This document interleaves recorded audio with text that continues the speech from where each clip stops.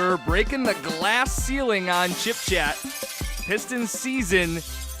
The glass ceiling that you and I had and that so many fans had, Brad, before the season was that this Pistons team is maybe a playoff team. Maybe that's it.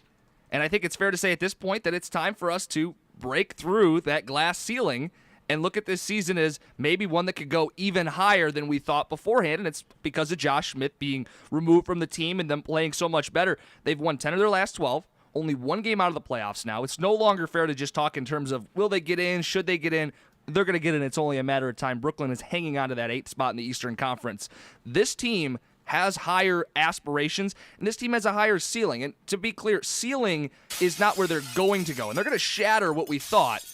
The ceiling is not where they're going to go. It's the best case scenario. So we want to get other people's opinions as well. 989-774-3691. Use the hashtag ChipChat. The ceiling for this team, in my mind, is a first-round victory. A first-round victory in the playoffs, they move on, and they make somebody scared in that second round. So you're seeing a series win, they not just win one game. a series in the postseason. That's the ceiling for this group of players as constructed. And I think that they could make a trade in the next month or two that could raise it a little bit. Maybe they can win 2 series. The East is not very good. I think they can win 1 series playing their very best. The way Brandon Jennings is playing right now, the way that you can have Monroe and Drummond feeding off of each other with more space, I think that's a really exciting core. Having Drummond, Monroe, Jennings, that's a core. You put shooters, defenders around that group, you could win a couple series down the line. I really believe that. No, I agree with that, too. I've said since day one, since Andre Drummond got here, he's a guy you can build your team around and win a championship with. Greg Monroe's coming into his own now as well, and hopefully he wants to stay for the future. But we're talking about right now. I mean, we came into the season, it was, maybe they'll sneak into the playoffs, right, under SVG. Had a lot of trust in Stan Van Gundy. And then the season started, and you start 5-23. Terrible start. And we jump on board the tank train. We had to. In our defense, we had to. You had to. How could we watch the team every game when you go 5-23? You had to root for something. You had to enjoy the losing. You had to just take some nugget and say, well, this is going to be good because they'll lose and it'll end up in a good draft pick and we'll have to live in that fairy tale. But getting rid of Josh Smith has allowed us to dream a little bigger. And that's kind of what we're asking fans is where does that dream ultimately get up to?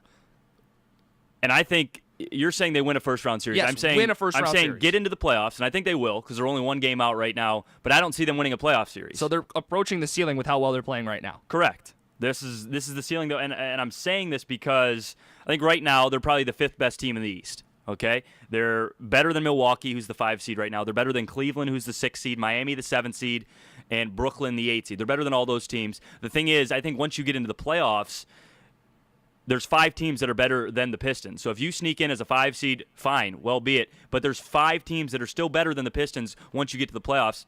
And I don't think that changes during the regular season because Atlanta, Washington, Toronto, Chicago, and Cleveland, all teams that I don't think you're beating in the playoffs. Well, I really don't think so. And Cleveland's matchups, terrible. Though. Cleveland's terrible, and I agree with the matchup. Cleveland's terrible, but they have LeBron. I don't think you beat them there. Atlanta, Washington, Toronto, great at home. So if you can't get them, on the road, then fine. But Chicago can match up well. I mean, our bigs, one of the best rebounding teams in the NBA and the Pistons. Chicago's going to match up fine with that. Plus, they have this guy named Derrick Rose. Pretty good.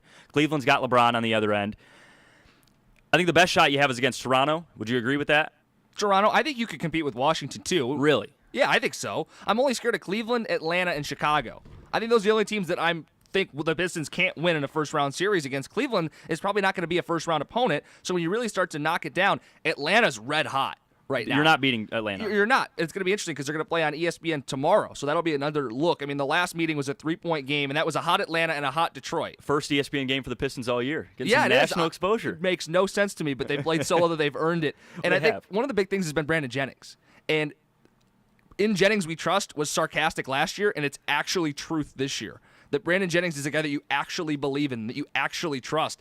In January, he's scoring 22 points a game. He's shooting 44% from 3. I think some of this is otherworldly Jennings being hot. Some of it's going to be him coming back down to earth, but he's maturing, and the team is maturing, and he's going to the rim, and that's the biggest thing. He's not settling for as many jumpers. That's still there, but part of his maturity is he's getting to the rim, and the team is so much better. So you mentioned a Derrick Rose and a John Wall and a Kyle Lowry. The way he's played since Josh Smith has left, he's among those players. He's an Eastern Conference All-Star. Agreed. He's playing better than Kyrie Irving right now in Cleveland. Yeah. Agreed, 100%. Toronto's the only chance you have for me.